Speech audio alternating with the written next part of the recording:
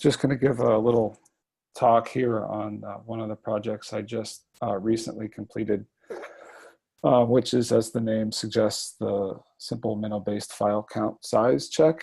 And to give you a brief introduction, this was originally motivated by a talk that Dave and Jay gave at Samsung. And one of the requests that came out of the conversation was the ability to observe the number of objects stored in a Manta deployment and the number of bytes consumed on a per shrimp basis. And they discussed several different approaches.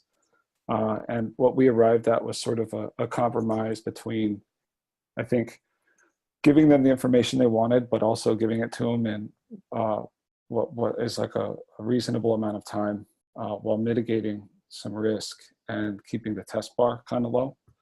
And I don't think probably anyone here needs to know what the benefits are, so I won't bore you with that. So a brief history. The information was already being asked for was available in Poseidon Store Mako. And each storage zone was running a cron job regularly that was scouring the contents of the Manta directory and printing the number of logical bytes, the physical size in kilobytes, the full path of the object, and the date it was last modified. And dumping it in a file and uploading it. So in a way, we kind of have all the information in that directory. It was just a matter of getting to it and maybe packaging it up in a way that gives someone a high-level overview of what consumption looks like in a region. Starting out sort of as I got started on this, I kind of discovered a few technical debts. One was we found that the current version of GNU Find that was running had some shortcomings that caused it to truncate the file that I had just described due to running out of memory because of the way it was mapping out an entire tree of objects and then traversing it. And the other one was, so what I had originally done was I had sort of written my own tool called Mako Find that got around this issue, but I had discovered that the more current versions of GNU Find didn't have this issue. But in order for us to take advantage of it, we had to upgrade our Triton origin image to 18.1.0 or later, which we ended up doing. So at the end of the day, none of these things ended up being a big deal, but they were just sort of uncertainties that we thought maybe could have been a big deal. But I feel like things went well, and all in all, we got pretty lucky. So there weren't really even any hiccups associated with moving to the newer Triton origin image. And there are reasons for that, but it's kind of outside the scope of this presentation. So kind of at a high level, the architecture of the project was a couple of things. It was the Mako zone, which I've already discussed, which kicked off the job which generated these large files, and they could, depending on how many objects were on a given storage node, the resulting manifest could be quite large, in the order of, above 5-6 gigabytes. And then, of course, we had a separate zone, which we called the aggregation zone, and this was responsible for collecting all of these manifests and aggregating them into sort of a single regional report. And after some discussion, we sort of agreed that for the time being, and this may change in the future, but for now, the right thing to do was to allow it to consume public APIs, so imget, input. It didn't require special networks or access to, for example, SAPI. So it just accessed whatever the contents of Poseidon Store Mako was, and from there, it would generate the regional report based on those the contents of that directory. This allowed us to, a couple of advantages. It kept the risk and the test bar low, or at least that was the intention. And it also allows really anybody to run an aggregation zone, even if they just simply want to do it on their own desktop and try and understand what's going on in a given Manta deployment, whether it's their own, whether it's SPC or JPC or staging or whatever. So once one of these manifests is generated, like I said, we create a summary. And this is a per Mako summary. So giving per account statistics, the amount of physical storage consumed on disk, total number of bytes, and the average object size. And that's, that's something that it's not necessarily, you can derive it, so it's not a big deal, but I just figure while I'm at it, may as well throw that number in there to, save someone from having to do that processing later. Now, because it can take a long time to generate these summaries, and the aggregation zone is capable of doing it, it could potentially take 10 plus minutes just to crank one for a single Mako. And so you can see how if we wanted to generate a regional report on a daily basis, this isn't tenable if you're talking about a data center with 1,000 nodes. And so depending on the size of the manifest, obviously. And so one of the things that we agreed to add was a tunable in SAPI to allow an administrator to configure a Mako on the fly to perform its own post-processing and push its own summary up for us into the directory Poseidon Store Mako summary, named after the storage ID, cleverly. So this offloads some of the work, an appreciable amount of the work required from the collector zone or the aggregator zone. So the next slide, this is a sort of a sample of what like a full-blown manifest would look like. And you can see it's and disregard the misspelling there. Got path, bytes, time last modified, that's Unix time, and the size on disk in kilobytes. So this bytes here, this is logical size. And it's one of the advantages to having both logical and physical was to see how much of a difference compression is making in the case where objects are being compressed. So there's one line for every object, and so as a result, these things can be pretty big. This is what a resulting summary might look like. And so you can see here, there's really only one line for every account as opposed to for every object. And so for each account, and this is just for a single Mako. So we can see here is the total number of different accounts in the left-hand column that have objects on this particular storage node. And collectively, this is how many, this is the logical amount of space each one takes, along with a total at the bottom for everything. So there's a number of bytes, as you can see, objects, average size in kilobytes, and then total kilobytes. Each of these summaries is used collectively to generate the region-wide view, which we'll get into next. But maybe before I do that, are there any questions so far?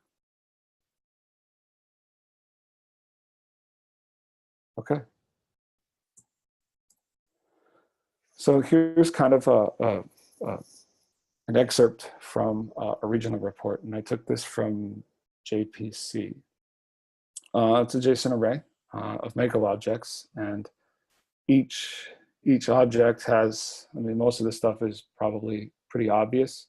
Data center, because I'm using imget to obtain these files in the first place, the data center was obtained from metadata. So when each Mako uploads its manifest, it adds a custom header to indicate data center at the time of upload. And so that's where we get it from, while still consuming just public APIs. So storage ID, total physical storage, number of objects stored, average object size in kilobytes, and the tombstone information. This gets kind of interesting because this is the information that is basically marked for deletion. And this can tell us some interesting stuff. So stuff in the tombstone directory, for those that don't know, it's basically objects that we're going to delete within the next in days, but we haven't yet, but eventually they will be deleted. So it can tell us what we stand to regain soon. And I'll kind of get into the specifics of what the tombstone array looks like in the next slide. Here you go. So in /manta/tombstone, there can be a number of subdirectories depending on when an object or set of objects was marked for deletion. And the directory was named after the date at which it was created. And so based on the directory name, we can determine when these objects will actually be deleted. So while this is stuff that's consuming storage now, it gives, in a regional report, at least it gives somebody who's viewing it a way of determining not only what we stand to gain, but when. So that's the tombstone part of an object. And there can be 0 or more of these entries in the tombstone array. Let's see, so validation and deployment should be able to wrap things up by March if things go as planned. Things seem to be going pretty well so far, but if anyone wants to see the deployment schedule, it can be, I added a link here. And I can provide this slide deck to everyone after this is over. Also just wanted to take a second to say thank you to some of these folks here, John, Izzy, Brian B., Angela, Kong, Jay, and Joyent. They've worked tirelessly to ensure, that this kind of goes off this without a hitch, and as well as helping validate that there aren't any regressions, that it works as intended, and also managing some of Samsung's expectations. The fact that I haven't felt a whole lot of pressure from anyone on this means that someone over there has been working really hard. So thank you to everyone. I think all of these things are a tangible part of the project. And at the end of the day, you may only see the regional report, but there was a lot of work from a lot of different people that went into making it happen. And then just some references that you can check out later if you want. Also, so real quick, I'll show just sort of like the baking channel here. You can see this is kind of this is an entire regional report from JPC, if you could see in my left-hand window right here. Yeah, so one for each storage node. And also I just wrote just something quick and dirty in Node to post-process the regional report.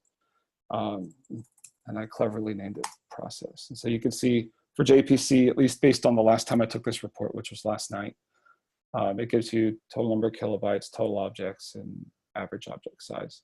You can obviously do a lot more with it if you want to, but this is just sort of a starting point, which again, I think is why we decided for the time being to go with allowing this to run external instead of shipping with Manta, was so that we could iterate quickly and do a lot more with it as we saw the need. And so let's see here. Also,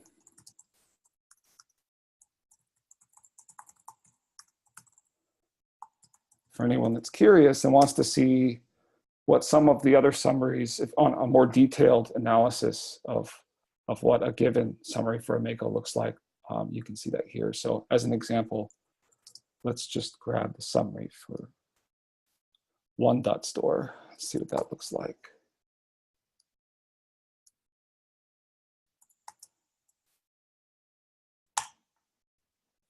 Well, all in all, not very big, but so yeah, you can see here is the entirety of the accounts that use this given storage node. So any questions so far? That's pretty much it. That's pretty exciting stuff. Hey, Robert, I got a question. You showed logical and physical. Does the physical size reflect when we have like an 8K block size and files that are less than 8K get effectively stored as 8K blocks? Yeah, they will. That's like the minimum size. That was, and even I wasn't very familiar with how that stuff worked prior to this project because, I was seeing one number and then another, and but yeah, that's right. At least to my understanding, yes, you're correct.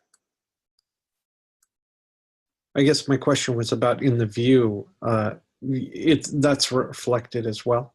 It is, and one of the things that can be confusing is that the logical size is in bytes, but the physical is in kilobytes.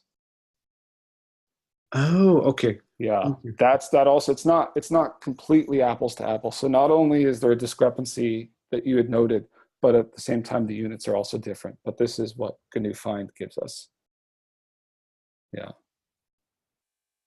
At the end of the day, I think that the thing that matters most is at least for the kinds of questions that we want to answer, primarily is the physical size, the kilobytes. Because the big thing is, okay, when are we about to, how much time left do we have before we run out of storage? Like how close are we? And we already have like a number of different ways of answering that, but this sort of at least also tells us something on a reach and wide level. But yeah, it's really confusing when you think about it like that. When you point that difference out. So I had to stare at some of this stuff for a while in order to make sense of it.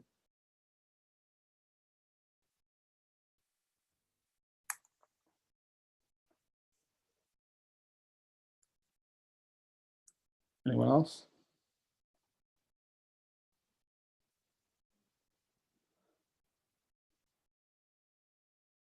Okay. Well, I guess that's it then. Thank you all for listening in. And if you have any other questions about it, or want to take a look at the repo where all this stuff is integrated, try it out on your own system, give me a shout anytime, obviously. And I'll make the slide deck available to folks after the call. Thanks, Robert. Yeah, you bet. I'm going to stop recording now if that's cool. Yep, thanks, Robert. Yeah, you betcha. Thanks.